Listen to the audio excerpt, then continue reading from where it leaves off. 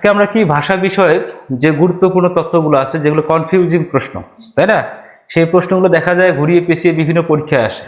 অতএব আজকে আমরা সেই প্রশ্নগুলোকে আমরা সলভ করব। ঠিক আছে, একটু দেখো। তার ভাষার মূল উপাদান কি?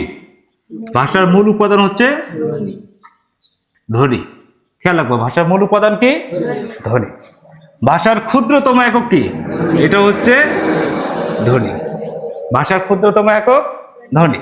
ভাষার স্বর কি বলা হয়? ধ্বনিকে। গুড। ভাষার স্বর হচ্ছে ধ্বনি। ভাষার মূল উপকরণ তাহলে কি হবে? ভাষার মূল উপকরণ হচ্ছে বাক্য। ভাষার ছাদ এটা কি হবে? বাক্য। ভাষার বৃহত্তম একক বাক্য, একেবারে বৃহত্তম একক। ভাষার ইট বলা হয় বর্ণ। গুড। ভাষার মুখ্য উপাদান শব্দ। গুড। আরেকবার পড়ি নেই, হ্যাঁ, আমরা সবাই। ভাষার মূল উপাদান, ভাষার ক্ষুদ্রতম একক, ভাষার স্বর, ভাষার মূল উপকরণ, ভাষার ছাদ বলা হয়, ভাষার বৃহত্তম একক, ভাষার ইট বলা হয়, ভাষার মুখ্য উপাদান শব্দ। গুড।